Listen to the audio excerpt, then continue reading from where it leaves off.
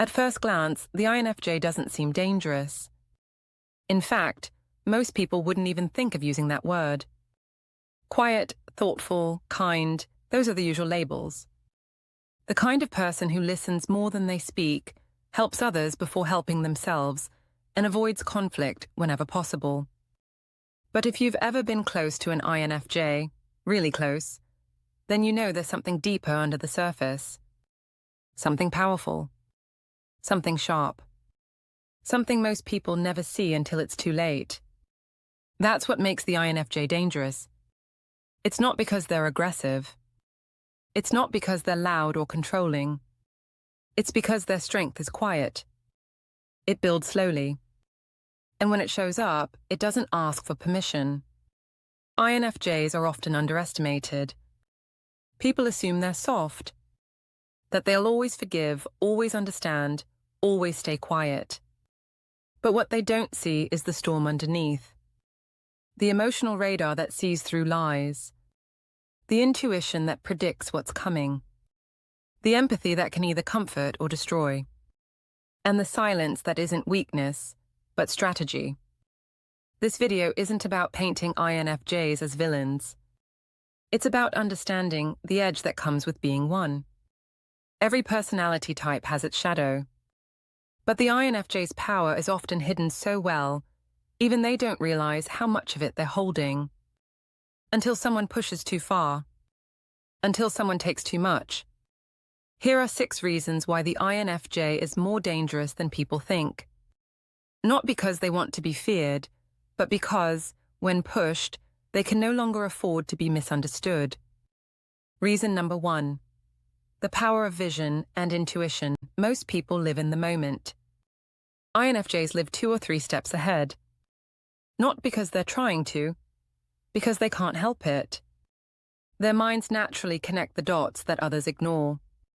One glance, one sentence, one moment, and suddenly the INFJ sees a whole pattern unfolding. They don't always know how they know. They just know. This is what makes their intuition powerful. They can sense when something's off before there's any proof. They can feel when a person is lying, hiding something, or drifting away emotionally. They read between the lines, under the surface, and behind the smile. And what they see is usually right. This ability isn't loud. It's quiet. It happens in their head. So people ignore it until they can't. Until the INFJ predicts something that actually happens. Until they warn someone, and that warning comes true. Until their silence turns out to be clarity no one else had. That's where the danger lies. INFJs don't need much to figure you out. And once they do, they can see your next move. Your real intentions. Your weaknesses. And if they choose to speak, they can expose all of it. But they don't always speak. That's what makes them even more unpredictable. INFJs often hold back what they see. They observe. They wait. They let others show who they are. And when the time comes, they act, not emotionally, but with precision. In conflict, this gives them an advantage. They don't need to shout. They don't need to argue. They already understand your angle. They have already pictured the outcome. And that ability to stay calm while others react. That's power. Vision and intuition aren't just inner tools. They're weapons when needed. And if you think the INFJ doesn't see what's coming, you're probably already a few moves behind. Reason number 2, emotional depth and empathy. As a weapon, INFJs feel deeply. That's their gift, and also their edge. Most people think of empathy as soft, something gentle. But for INFJs, empathy is more than kindness. It's insight. It's access. It's power. They feel what others feel, sometimes more clearly than the person feeling it. They can sense fear, guilt, shame, insecurity, all the emotions people try to hide. And because they understand emotions so well, they know how to move them. That's why INFJs are so good at comforting others. They know what to say. what to avoid, what someone needs to hear to feel seen. But the same skill that allows them to heal also gives them the ability to hurt, because they know where it hurts. An INFJ who feels safe will use this depth for connection. But an INFJ who feels betrayed, manipulated, or emotionally attacked, they won't yell. They'll go silent. They'll pull away. And if they speak, their words will hit where it matters most. Not by accident. Because they know this is where the danger lives. Not in emotional outbursts, but in emotional precision.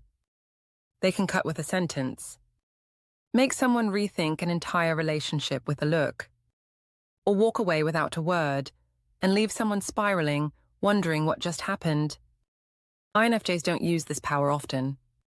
Most of the time, they're too focused on understanding, fixing, helping. But when they've been pushed too far, when someone has taken advantage of their kindness, they don't forget. They don't explode. They just flip a switch. Empathy doesn't go away. It just changes direction. And when it turns from protection to self-defense, the same insight that once healed can become a sharp edge. That's what people don't understand. The INFJ doesn't need to fight to win. They already know what you care about. And when pushed, they know exactly how to take it apart. Reason number 3. Quiet strategic mind. INFJs are rarely impulsive. They don't rush into things. They think. They observe. And they wait until they understand the full picture before making their move. On the surface, that can make them look passive or unsure. But underneath, their mind is always working. This is part of what makes them dangerous. Their decisions are rarely random. They don't just react, they plan. If you're in an argument with an INFJ, they've already thought through what you might say next. If they're navigating a difficult situation, they've probably imagined 5 outcomes and prepared for each of them.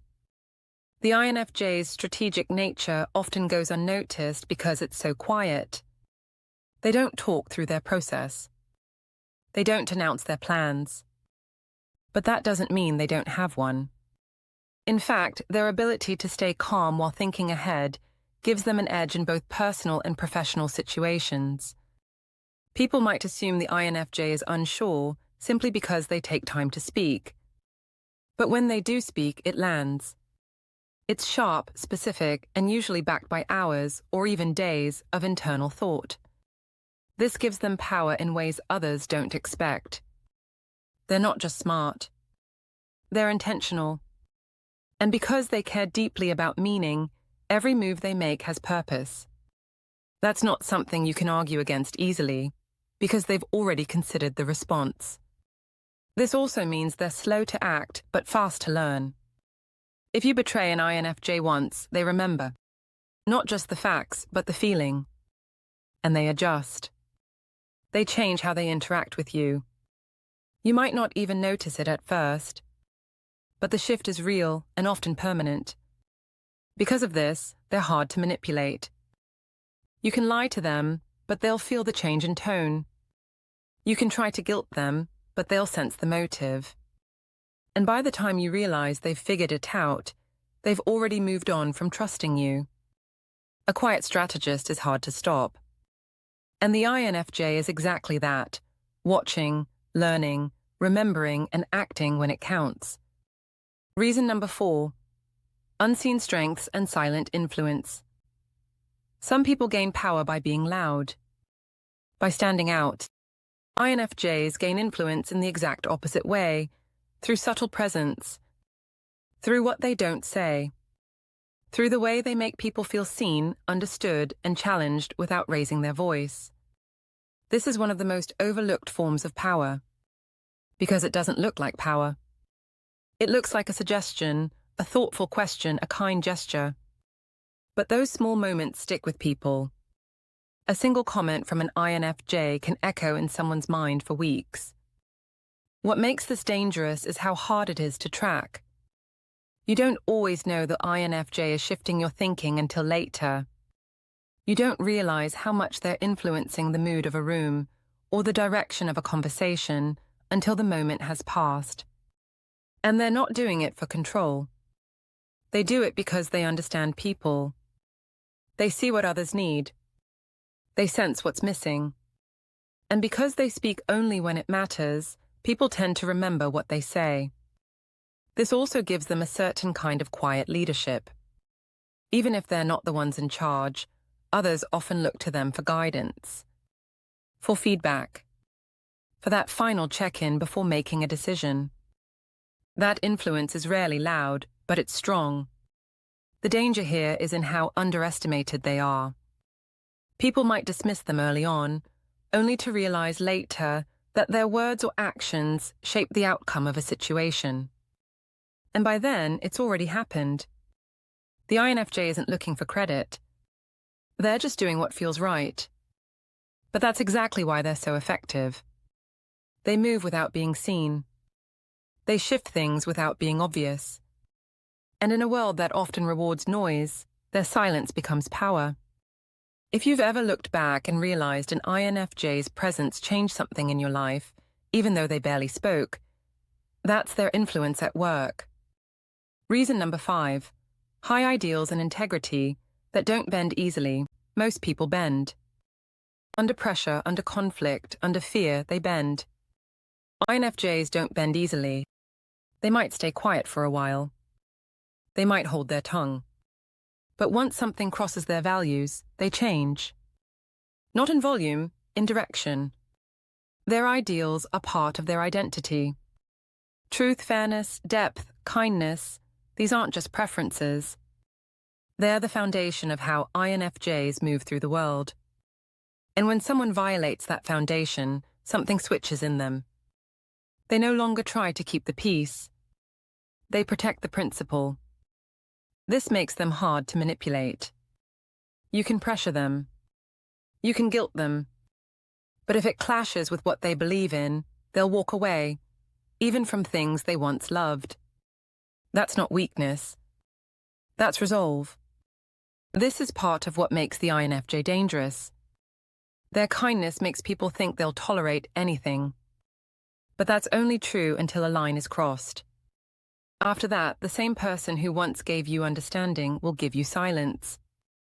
Distance. Boundaries you can't break through. And they won't come back just because you want them to. Once an INFJ loses trust, it's rarely restored.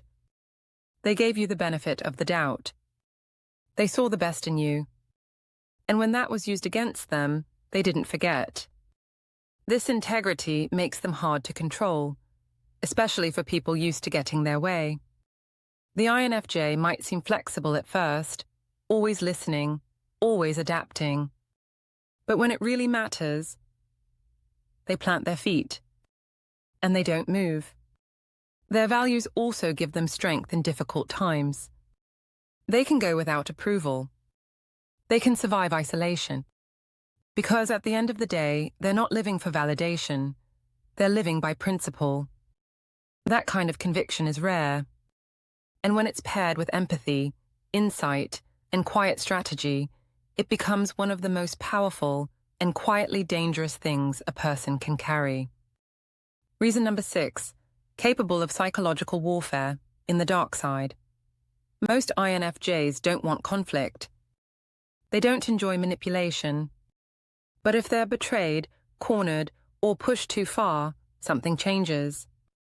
And when that happens, the same traits that once made them gentle become sharp, almost surgical. INFJs are built to understand people. They notice how someone speaks, when they pause, what they avoid. They remember small things. They can read the emotional atmosphere of a room the way others read body language. And most of the time, they use that insight to connect, to comfort, or to help. But if they're hurt badly enough, if someone crosses a deep boundary or plays games with them, that emotional insight becomes something else. It becomes a weapon. The INFJ doesn't need to yell or threaten. They know exactly what will make you think, or doubt, or unravel. They can ask a single question that lingers in your mind long after the conversation ends. They can say one sentence that makes you look at yourself differently. And they do it calmly, not to destroy you, but because they see you and they're no longer holding back. They won't explode in anger.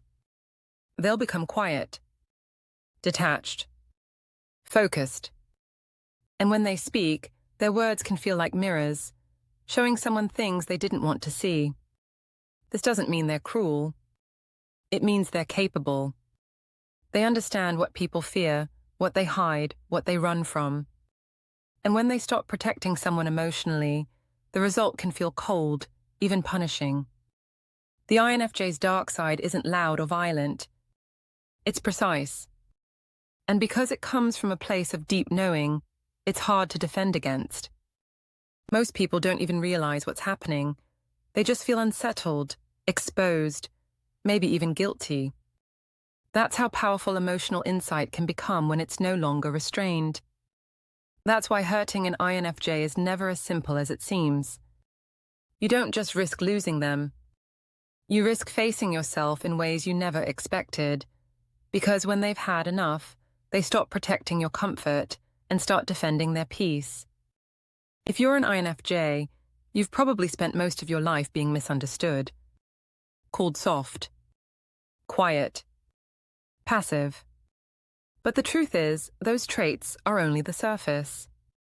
Underneath is a person who sees more, feels more, and holds more than most people realize. These 6 reasons don't make you dangerous in a harmful way. They make you powerful in a hidden way. The kind of power that doesn't need attention. The kind that changes lives quietly. The kind that can shift a room with a sentence or silence. INFJs don't seek power, but they carry it. And when they learn how to protect it, when they stop letting others misuse their empathy, when they stand in their values without apology, that's when people finally see what they're really dealing with. You're not here to be feared. You're here to be real. But don't ever forget, you're more than what people see. And the strength you carry isn't weakness, just because it's quiet. So if this video spoke to you, take a second to reflect. Which part of your INFJ edge have you hidden the most? Which part are you just now starting to accept? Because the moment you stop shrinking is the moment you become undeniable.